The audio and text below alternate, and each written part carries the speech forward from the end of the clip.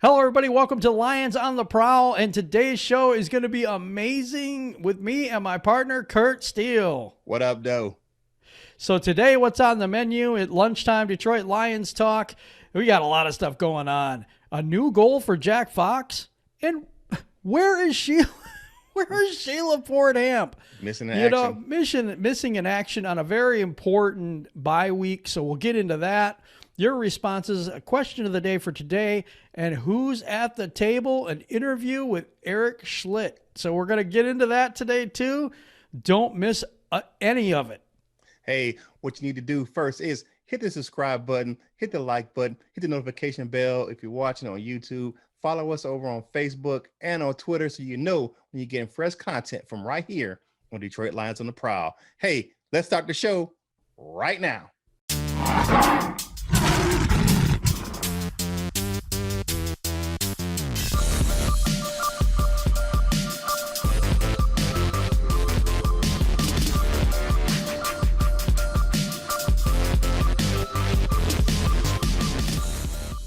Hey, welcome back. The question of today for you fans is, which Lions rookie has impressed you so far this season? So again, which Lions rookie has impressed you so far this season? Hey, we look forward to having your comments on this video and over on Facebook. So please drop us a comment on the question of the day. Jim? Now we're going to go to our comment corner, and that was the comments on yesterday's video. Really appreciate all the comments on Facebook and all the comments we've been getting. There's so many of them.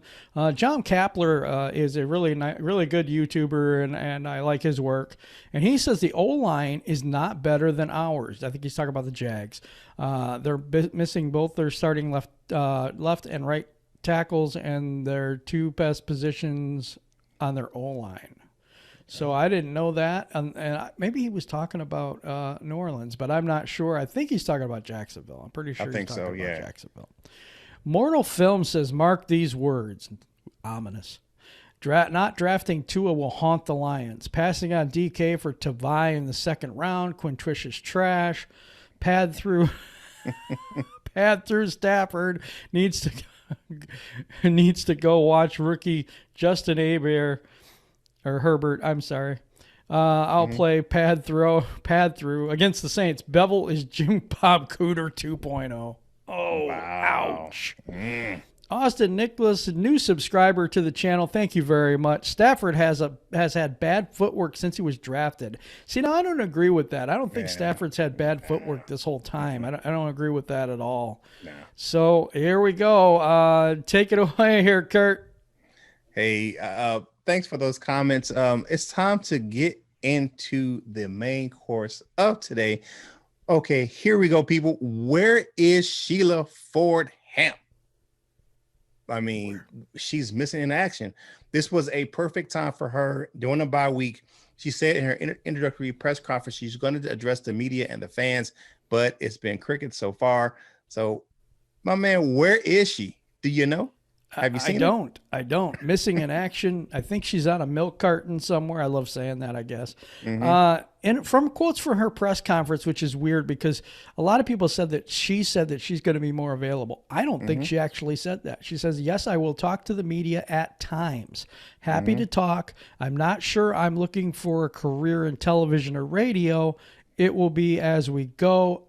I'll see how it is. It's not really telling us that she's going to be readily available. But here's my take. Okay? Sheila Hamp Ford.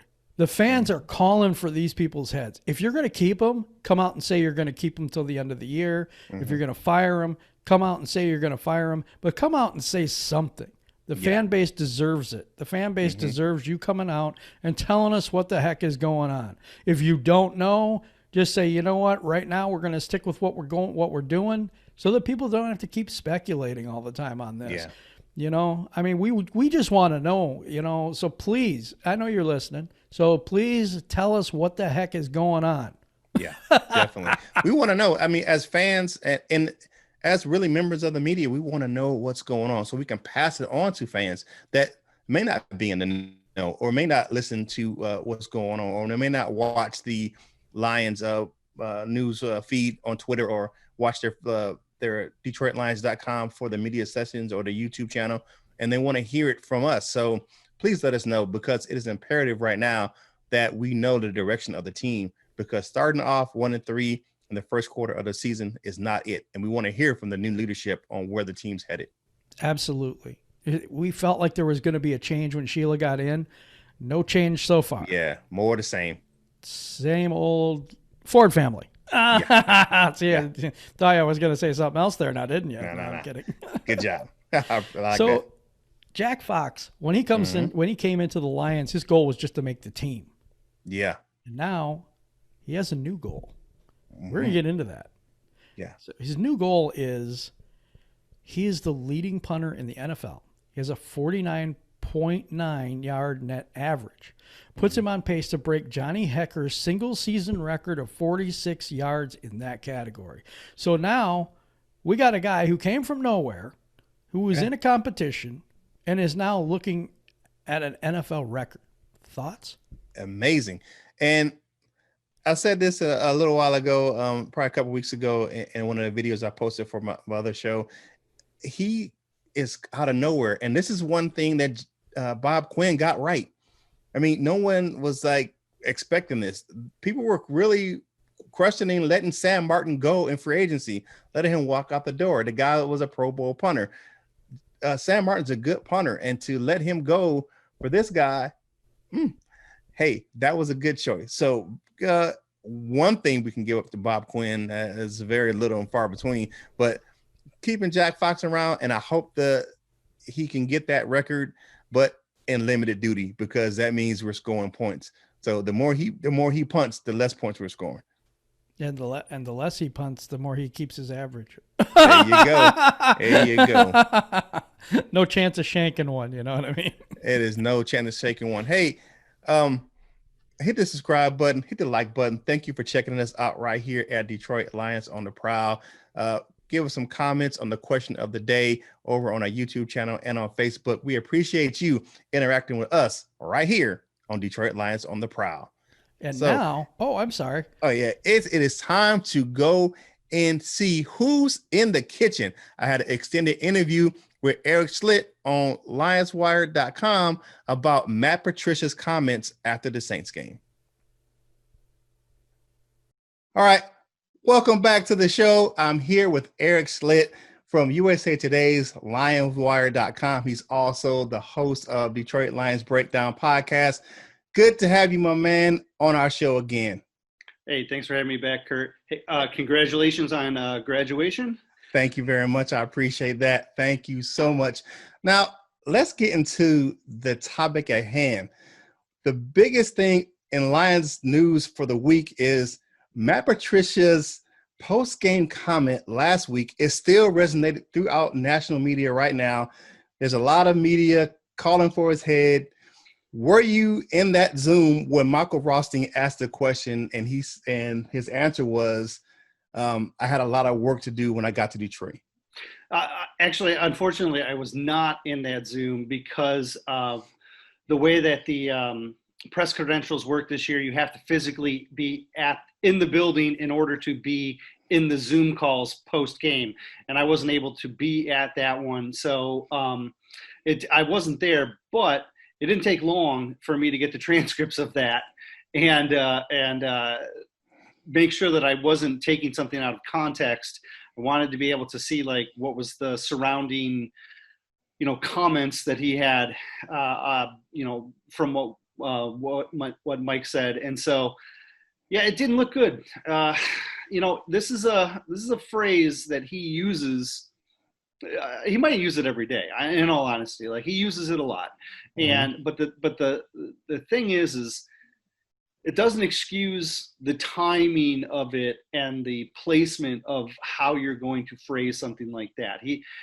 He's a very emotional coach, and you can see that after losses he gets very upset. He takes them very personally.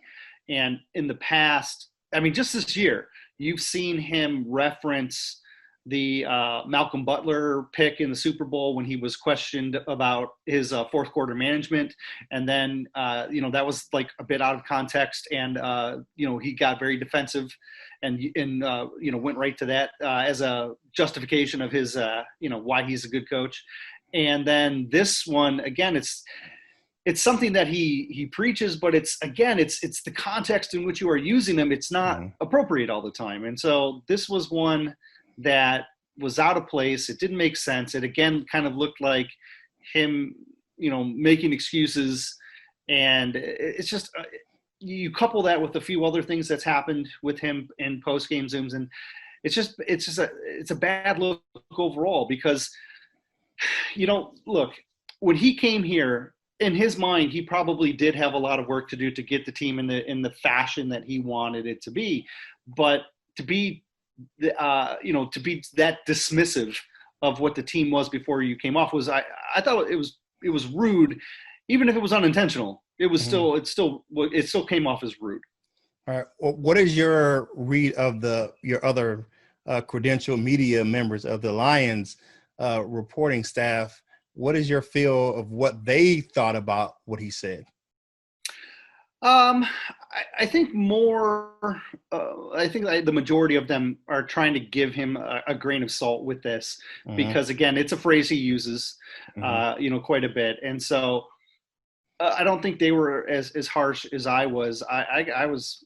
I don't know. I didn't like it. It didn't sit well with me. Right. Right. I understand that. Mm-hmm. My most popular 2 articles at Lionswire for the year have been after loss articles where I have gone after something about his coaching style, and they just something that resonates with me that I just couldn't handle letting pass by, and this one in particular was the phrasing. It wasn't appropriate in my mind. And, I understand his thinking, but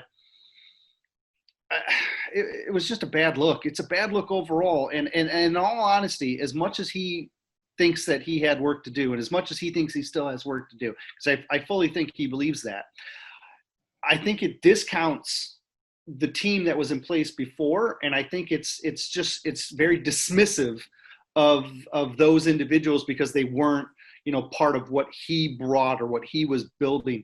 And it kind of is a reflection of a lot of how he has approached players over the last couple of years. If they weren't guys that he physically handpicked, he's been a little harsher on them. And there was a conflict with Darius Slay. There was a conflict with Quandre Diggs, and while those moves weren't vacuum moves, where you can only say, oh, it was just a personality clash. There was a lot more going on than that. But you can see a history here of players that were around before him. He's not as engaged with them as he is with the guys that he has handpicked. But yeah, look, he's had 3 years, he's had 3 off seasons to turn that roster over, and he has. Him and Bob Quinn have turned that roster over, and you don't get that shelf life in the NFL. We're already 5 weeks into 2020, and 2 coaches have been sacked. So, Bill O'Brien in after going 0-4, and then Dan Quinn with the Falcons after going 0-5. Now, it's a little easier to justify getting rid of those teams that are winless, but it definitely points to the fact that, he's on the hot seat, that Matt Patricia's on the hot seat. And one win is, it keeps him from getting fired now, but you've got to string together more wins over the next, by Thanksgiving, they've got to be a lot closer to 500 than they are right now. Right. Now, speaking of going forward, what are your thoughts about the Lions going forward for the rest of the season? How do you think they will fare, I would say, over the next 4 games? So over the next 4, you've got Jacksonville, you've got Atlanta. I think those are both games that you're going to have a chance to win. Jacksonville is hit and miss, and they can be fun to watch. But I do think that it's a team that I thought at the beginning of the year the Lions could beat, and if the Lions are typically good coming out of the bye, so there's a good chance that they can go after them. Atlanta's going to be on an interim coach, so they have talent, but when you change coaching staffs, it's a big risk, and so that's again another thing that is going to favor the Lions just slightly. After that is Indy. Indy's going to be hard, right? Indy's a tough team. They're very balanced, and so that one's going to be a lot tougher. If they can make improvements and they can gain confidence over the next 2 weeks, then you go into Indy maybe with a fighting chance. If you struggle and you don't change some of those bad habits, then the Indy game is going to be a lot harder. After the Indy game, they have Minnesota, and that's in Minnesota, and so that's going to be always a tough challenge for them, right? Yeah. So, you gotta get the next two, right? Because if the two after that are a little bit harder, then you got to get the two ahead of them. If you lose the next two, and then you go into a tough Indy team and a tough at Minnesota game, that's going to be tough. That's going to be hard to justify. Now, if you want to expand a little bit after that, you got Washington, Carolina, and Houston that are rounding off the up till Thanksgiving. That's kind of the way I'm looking at it. Is I think he's going to get a 7-game stretch here, where where the Lions should have an advantage over 6 of those 7 opponents. But if he's not close to 500 by Thanksgiving, it's going to be a problem. He might not make it out of that weekend if if he drops more if he drops 4 out and only wins 3, that could be a problem for him. Right. Well, thank you for joining me. We appreciate you taking time out to talk to us here on our show. Erik Schlitt, once again, of Lionswire.com, of USA Today, and Detroit Lions Breakdown Podcast. Thanks again, Erik. Of course, buddy. Always a pleasure. Yeah, welcome back. What an interview. Wasn't that awesome, guys? That was great, awesome. Man. Thank you, Good Kurt, job. for that. Hey, man, Erik is a good guy. He's always willing to sit down and talk to us right here in Detroit Lions on the Prowl, and for the other show, the Die Hard Den podcast. So quality guy, and he puts out good content. And go check him out over on DetroitLionsWire.com. And shout out to Erik Schlitt. He was also on the Who's in the Room series for the Detroit Lions on the Prowl. If you want to check out that series, that's amazing too, with in-depth interviews on all these people that are in our Detroit Lions area. So, all right. And one thing, go over ahead. and check out his podcast, Detroit Lions Breakdown Podcast. He has a good. Oh yeah, a good show check that there. out. It's really, really good. It's very really good, informative. man. He's really good. He's very smart.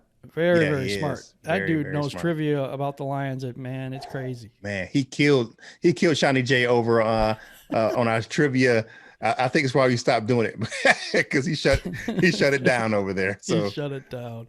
yeah. All right. What's for dessert? And that's the last topic of the day. It's usually we try to give a good, positive, or fun fact about the Lions, because we know we're in misery this year. And this fact comes from Pro Football Reference. We all think the defense is horrible.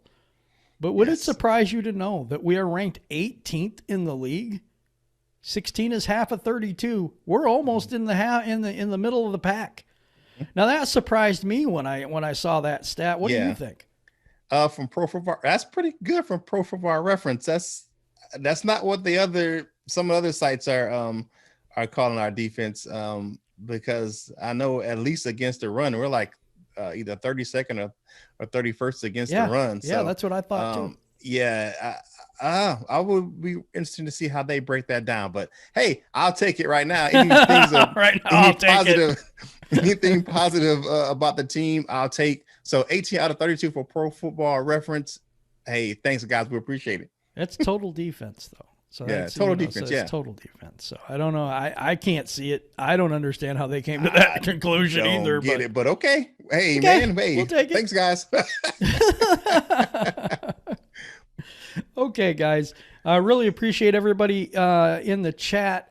You know what I'm saying? When you give your comments and stuff like that, it really helps us to know what you want. If there's something you want us to cover, put it in the comments below. We'll hit it as a main course, and we'll get it out to you soon. Also, appreciate it if you would click the like button for this video, particularly. The likes are really down. We got a lot of views, but no likes. Please hit that like button for the video on YouTube. It helps the algorithm, helps us to get out there. Also, if you could please subscribe to the channel if you haven't already, because we really appreciate that too. So final thoughts for today as we wrap up this show. I'm just going to say this. Sheila, you need to show up.